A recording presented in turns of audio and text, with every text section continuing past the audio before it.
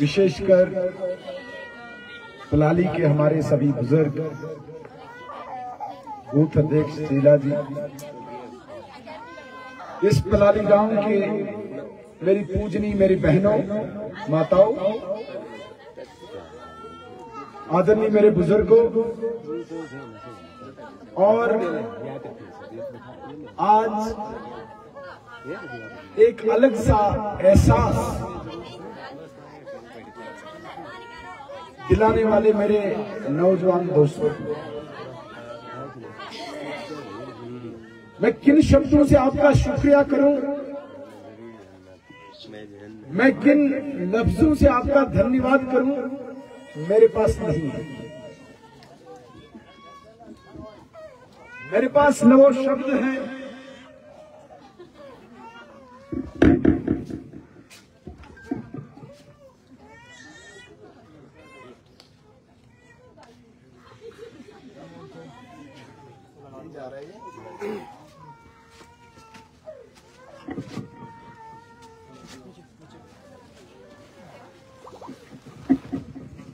मेरे पास वो अल्फाज नहीं है जिन अल्फाजों से मैं पलाली के इस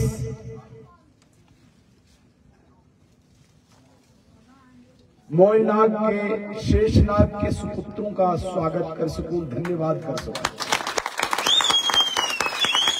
मैं अपने आप में ही शर्मसार हूं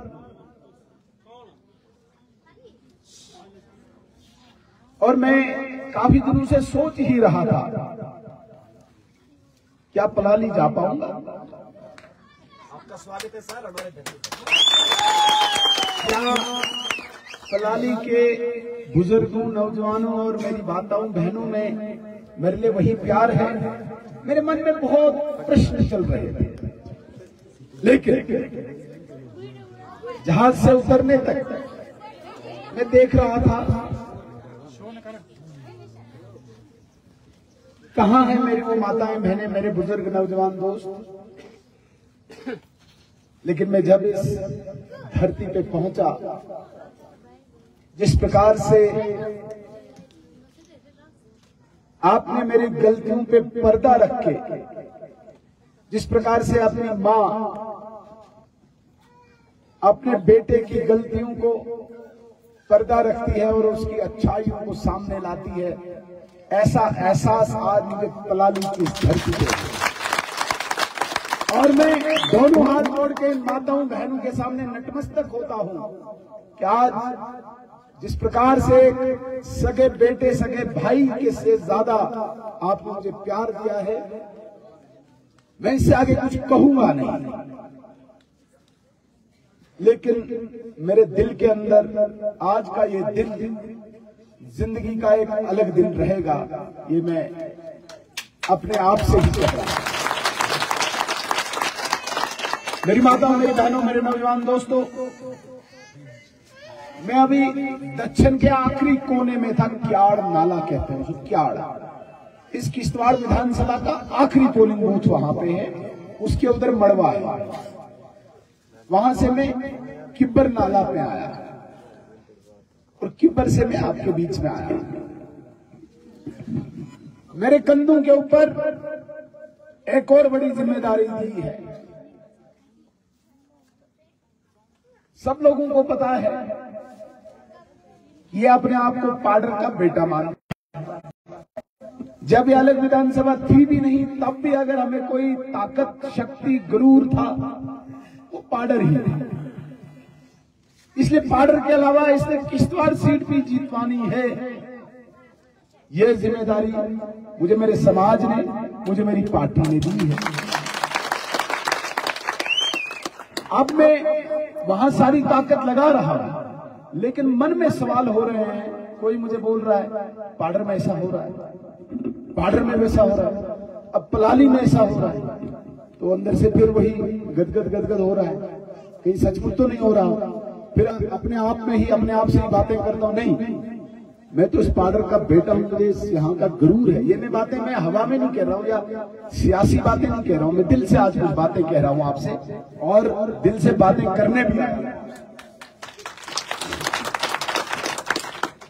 तो वैसे मन में जब डर जैसा पैदा होता है फटाफट फोन करता हूं, यहां से फिर वही आवाज आती है, अरे किससे डर रहे हो आप, पार्डर आपके पीछे खड़ा है। तो फिर जुनून आता है, फिर कहता हूं चलो किश्तवाड़ में कहां पे और कोई दुश्मन खड़ा है। मेरे कहने का ये तात्पर्य है कि आपकी ताकत के दम पे, आपकी शक्ति के आधार पे मैं वहां पे भी दुश्मन को चित्त कर रहा हूं। लेकिन कहीं मेरी पार्डर की जनता, कहीं मेरे पार्डर के नौजवान, कहीं मेरी पार्डर की माता बहन, मैं जहां दुश्मन को चित्त कर रहा हूं, मैं दुश्मन को पछाड़ रहा हूं, कहीं मेरी माता, कोई मेरी बहन, कोई नौजवान, कोई गुमराह न हो। इसका आप लोगों को विश्वास देना होगा। और इसके लिए मॉडल मेरा पलाली हो सकता और कोई हो नहीं सकता। क्योंकि इसलिए हो सकता है पलाली का अभी नौजवान, मेरी माता, मेरी बहन अभी निस्वार्थ भाव से मेरे साथ खड़ी है। जिस स्वप्न के साथ, जिस ख्वाब के साथ 2014 में, जिस प्यार दुलार के साथ 2014 में मेरी पलाली के, मेरी इस जनता ने, वीरों ने मुझे साथ दिया था, बदले में मैं उनको कुछ कर नहीं पाया हूं। लेकिन जहां किया वहां का मुझे ज्यादा डर है, और जहां भी कुछ नहीं किया वहां का मुझे भरोसा, विश्वास। एक बात मैं जरूर कहूंगा, जब एक मां बाप अपने बेटे को पालती है, पोसती है, पढ़ाती है, लिखाती है, कभी ये भी नहीं सोचती है कि ये मेरा बेटा मुझे बड़ा होके ये करेगा, वो करेगा, ऐसा करेगा, वैसा करेगा। सबके अपने बच्चे हैं, मेरे भी बच्चे हैं। सिर्फ एक लाड से, प्यार से, हमदर्दी से हम उनको पढ़ाते बढ़ाते हैं, फिर बेटे पे छोड़ देते, वो क्या करता है। मेरा फर्ज मेरे बच्चों को अच्छी शिक्षा देना है, अच्छा खाना पीना, कपड़े देना है, जितनी मेरी ताकत है, अच्छी जगह तक पहुंचाना, उसके बाद बच्चे तक छोड़ते हैं। और एक उम्मीद हर मां बाप रखता है, मेरा बेटा बड़ा अफसर बने न बने, किसी मां बाप को ज्यादा चिंता नहीं होती, बहुत कम होते हैं कि नहीं अफसर ही बनना है। मेरा बेटा बहुत बड़ा सियासतदान बने, मेरा बेटा बहुत बड़ा बिजनेसमैन बने, इसकी भी किसी माता पिता को ज्यादा चिंता नहीं होती। एक गम, एक फिक्र हर मां बाप को सताता है कि मेरे बेटे की वजह से, उसके किसी कारनामे की वजह से कहीं समाज में मुझे सर न झुकाना पड़े, ये फिक्र हर मां बाप को है। लेकिन मैं अपने आप को जिस पार्डर का, जिस पलाली का बेटा मानता हूं, जिस लाड प्यार से आपने मुझे पाला, पोसा, बढ़ाया, एक बात को तो मैं दावे से कहता हूं, इस नाग देवता की भूमि पे मैं अपने मन को सत्य करके ये बात बड़े दावे के साथ कहता हूं, बेशक मैं अपने पिता तुल्य बुजुर्ग, मैं अपनी मां बहन को उसके पालने पोसने के बदले उसके लिए कुछ कर नहीं पाया। एक बात मैं बड़े फक्र से कहता हूं, मेरा पिता तुल्य बुजुर्ग, मेरी माता बहन, मेरा नौजवान दोस्त जम्मू कश्मीर के किसी कोने में भी जाएगा, वहां पे आपका सर ऊंचा रहेगा। कहीं पे भी सुनील शर्मा के नाम पे आपको सर नहीं झुकाना पड़ेगा। हर व्यक्ति बोलेगा कि इस बेटे जैसा कोई बेटा नहीं है। ये फकर पार्डर के हर व्यक्ति को होगा। आप जब यहां से बाहर जाएंगे, आप डोडा जाएं, उधमपुर जाएं, रामबन जाएं, असांबा जाएं, कठवा जाएं, राजौरी जाएं, पूंछ जाएं, कुपवाड़ा जाएं, बारामूला, बांडीपुरा जाएं, पुलवामा, कुलगाम में जाएं, मैं दावे के साथ कहता हूं, इस नाग धरती पर मैं कहता हूं, कहीं पे भी जाएंगे, जब आप सुनील शर्मा का नाम लेंगे, आप बोलेंगे कि हमारा भाई ये बेटा है, आपका सर ऊंचा रहेगा। इतना मैंने किया। लेकिन पलाली अब उस किताब को अगर न खोले तो, वैसे तो आप खोल नहीं रहे हैं, मैं भी नहीं खोलूंगा आज।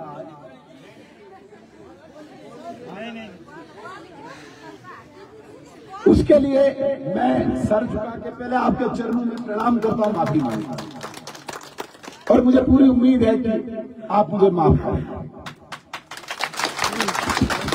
इन दुष्टों की बातों में नहीं आए, जिन दुष्टों ने हमें सताया। देखो मेरी माताओं, मेरी बहनों में, नौजवान दोस्तों, मैं एक बात आपको दिल से कहता हूं, मैं किसी एमएलए का बेटा नहीं, मैं किसी मिनिस्टर का बेटा नहीं, मैं किसी बहुत बड़े घर से नहीं निकला इस जंग में लड़ने के लिए। ये नहीं सोचना कि ये बड़ा अच्छे घर से, अमीर घर से निकला है तो ये निकला है अब लोगों को रहनुमाई करने, पैसा कमाने और लीड करने। नहीं, मुझे इस मचेल माता की कसम, जब हमने जवानी की दहलीज में कदम रखा, हमारे सामने आतंकवाद का वो काला साया मंडरा रहा है, जहां पे चुन चुन के नाम पूछ पूछ के गोली मारी जाती है, नीचे उतार के 16 लोगों की लाशें, शिरोड थार में लाशें, सजार में लाशें, ठकराई में लाशें, सोंदर में लाशें, क्याल में लाशें, किश्तवाड़ में लाशें, सुरूर में लाशें, कुंदवाड़ा में लाशें, चांपराड़ी में लाशें, लाशों के ढेर थे। तब हम जवानी में थे और कोई बहुत बड़े घर से नहीं था। हम कॉलेज में अभी पहुंचे थे और हमारे सामने रोज खबरें थी कि मेरी बहनों का सुहाग उजड़ रहा है, मेरी माताओं की गोद खाली हुई। लेकिन क्योंकि मैं किसी एमएलए का बेटा नहीं था, मैं किसी मिनिस्टर का बेटा नहीं था, मेरी रगों में एक ऐसे व्यक्ति का खून दौड़ रहा था जिस इंसान ने 1962 की चाइना की जंग में दुश्मन के छक्के छुड़ाए थे। मेरी रगों में उस इंसान का खून दौड़ रहा था जिस इंसान ने 1965 में पाकिस्तान की जंग के साथ लोहा लेते लेते लाहौर तक दुश्मन को छक्के छुड़ाए। मेरी रगों में उस इंसान का खून दौड़ रहा था जिस इंसान ने 1971 में पाकिस्तान की जंग के साथ दुश्मन के छक्के छुड़ाए, कराची तक पहुंचा। एक सैनिक का बेटा था, मैं किसी एमएलए का बेटा नहीं था, एक फौजी का बेटा था। मेरी रगों में भी वही खून दौड़ रहा था जब मैं रोज लाशों के ढेर देख रहा था, जब मैं अपनी बहनों के सुहाग उजड़ते हुए देख रहा था, जब मैं अपनी माताओं की गोदें खाली देख रहा था। मुझसे रहा नहीं गया। और जो नौजवान मेरी थोड़ी सी जिंदगी के बारे में जानते हैं, आप जाके पूछ लीजिए, कभी पेट भर खाना नहीं खाया, लेकिन उस आतंकवाद की लड़ाई में 15 साल मैंने अपना घर बार नहीं देखा, आगे पीछे नहीं देखा, गोलियां खाई और भरते चले। उस वक्त मेरे मन में ये नहीं था कि मैंने एमएलए बनना है, मिनिस्टर बनना है, मैंने मचेल रोड बनाना है, मैंने उनगाई का रोड बनाना है, मैंने पाडर में कॉलेज लाना है, मैंने पाडर में अस्पताल लाना है। जरा गौर से सुनना, गंभीरता से सुनना। मैं आपके सामने अपने समाज की तारीख बता रहा हूं और मेरे जैसे सैकड़ों नौजवानों का टोला उस आतंकवाद के साथ टकराया। आगे पीछे कोई नहीं था, मां गुजर गई, बाप गुजर गया, लेकिन टकरा रहे थे हम आतंकवाद के साथ। और मुझे याद है जब मैं कहीं चलता था, मेरे अपने सगे साथी भी हाथ मिलाने से घबराते थे। कहीं इसके साथ हाथ मिलाया तो उनको पता चल जाएगा ये इसका साथी। हम उस दौर से गुजरे हैं। और मेरी माताओं, मेरी बहनों, आपको ईश्वर की कसम है, आपको मां मचेल की कसम है, आप मुझे बताइए, इतने लोगों ने आज तक चुनाव लड़ा, भाजपा में भी लड़ा, मुझसे पहले लड़ा। मैं कहता हूं कि 15 साल में हमने सिर्फ आतंकवाद की लड़ाई लड़ी। आप मुझे बताइए, क्या हमारे सामने राजनीतिक आतंकवाद नहीं था? जिस खानदान के हाथ में यहां की सियासत थी, क्या वो हिजबुल मुजाहिदीन को नहीं चलाते थे? क्या वो लश्कर तोयबा को नहीं चलाते थे? क्या वो जैश मोहम्मद को नहीं चलाते थे? खौफ, डर था हमारे समाज में, और कोई लीडरिंग करता, गोलियों से भून देते थे। सतीश भंडारी जब हमारे समाज की आवाज बना, गुडाली चौक में दिन दिहाड़े उसको शहीद किया। रुचर कुमार जब इस समाज की आवाज बना, दिन दिहाड़े गोलियों से छल्ली किया। संतोष ठाकुर जब इस समाज की आवाज बना, दिन दिहाड़े गोलियों से लहू लुहान कर दिया। और सुनील शर्मा ने ये अहद किया, ये फैसला दिया कि आतंकवाद को हमने दफन किया है, इस राजनीतिक आतंकवाद को भी दफन करके रहूंगा। बेशक मेरे पेट पर खाना न हो, मैं 20 रुपए की दिहाड़ी करता था। मेरे नौजवान दोस्तों, मैंने मेरे हाथों से दिन की मजदूरी पे 20 रुपया शाम को कमाया है, लेकिन लक्ष्य मेरा था आतंकवाद को खत्म करना, राजनीतिक आतंकवाद को खत्म करना। मैंने सब्जी की दुकान चलाई क्योंकि लड़ना था मुझे दुश्मन से। मैंने तेल बेचा क्योंकि लड़ना था मैंने दुश्मन से। मैंने घर घर जाके ये सिम और रिचार्ज बेचा क्योंकि लड़ना था मुझे दुश्मन से। और 2008 में हम टकराए। जैसे मुझे अभी अर्पण जी ने कहा कि मूर्छित हुए, मैं पीछे नहीं हटा। 2008 से 2014 में 26 पर्चे मैंने भुगते। कितने? 26 पर्चे। और आज भी मुझ पे पर्चे चल रहे हैं वही जो इनको 2013 में 302 के लगे, मुझे 2008 में लगे। ये बाकी मैंने निकाल दिए, लेकिन खुद उतरी हूं अभी। आप सोच सकते हैं, पाडर के किसी नौजवान को आज कोई एलिगेशन नहीं है, कोई एफआईआर नहीं है, लेकिन मैं अभी भी भुगत रहा हूं, मिनिस्टर बनने के बाद भी भुगत रहा हूं। मेरे कहने का तात्पर्य है, हमने न कभी जीवन का सोचा है, न कभी अपना सोचा है, न कभी परिवार का सोचा है। कभी मैंने ख्वाब में भी नहीं सोचा कि मैंने एमएलए बनना, मिनिस्टर बनना। मैंने इसके लिए आया ही नहीं। मैं कह रहा हूं कि मेरे रगू में फौजी का खून दौड़ता है। मैं आतंकवाद से निकला हुआ, लड़ाई लड़ते लड़ते यहां तक पहुंचा हूं। मेरे कई साथी शहीद हुए और शायद महारानी ने मुझे इसलिए बचाया, शायद कुछ और काम करने के लिए। तो इस लड़ाई में लड़ते लड़ते आज मुझे फक्र हो रहा है कि आज मेरा समाज ये कह रहा है कि हम जीतने वाले हैं। लेकिन जिस प्रकार से नरेंद्र मोदी जी के विजय रथ को कांग्रेस ही नहीं लगी है रोकने के लिए। आप क्या बोलते हैं कि कांग्रेस का राहुल गांधी हमारी सीटें कम कर सकता है? नहीं, हम गलतफहमी में। आज अमेरिका परेशान है, आज यूएसए परेशान, यूके परेशान, चाइना परेशान, पाकिस्तान परेशान, बांग्लादेश परेशान, अरब कंट्रीज परेशान। भारत सबसे बड़ी ताकत बनने वाला है अगर नरेंद्र मोदी जी आगे आए। इसलिए दुनिया भर की ताकतें, पैसे लगे नरेंद्र मोदी जी को रोकने के लिए। वो तो बहुत बड़ी हमारी शख्सियत है। हम तो छोटे से इस किश्तवाड़ में लड़ रहे हैं। तो आपको क्या लगता है, हमारे समाज को इकट्ठा रहने देंगे? रहने देंगे? नहीं। किसने बोला? कैसे लगे हुए अंदर से। गम ये नहीं है कि एमएलए बनना न बनना, सुनील शर्मा को गिराना। जो आज निकले हैं ना, उनको ये गम नहीं है कि वो एमएलए बने ना, क्योंकि किचलू खानदान का वर्चस्व यहां कम न हो, शेख अब्दुल्ला के खानदान का वर्चस्व कम न हो। इसलिए इन्हीं के समाज में से निकालो कुछ न कुछ, काटते जाए और घिर जाए। दोबारा से किचलू खानदान हुकूमत करे और लश्कर तोयबा और हिजबुल मुजाहिदीन की फौजें यहां चलाए। ये मकसद है। मुझे गिरा के आखिर क्या हासिल करना चाहिए, मुझे बताइए। मेरे पाडर के नौजवान दोस्तों, आप तो मेरी शक्ति हो। क्या हासिल करना चाहते हैं? समाज को डिमोरलाइज करना चाहते हैं, समाज को गिराना चाहते हैं।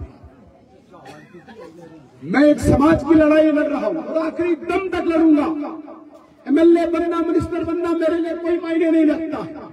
जब तक हूं, जब तक मेरी रगू में, जब तक मेरी सांस आखिरी है, मैं दावे के साथ कहता हूं, समाज के लिए मेरे खून का आखिरी कतरा भी लगे वो भी कम है। मेरी माताओं, मेरी बहनों, मुझे परवाह नहीं है एमएलए मिनिस्टरी की, मुझे परवाह है मेरे समाज के लिए जो चुनौतियां आज हैं।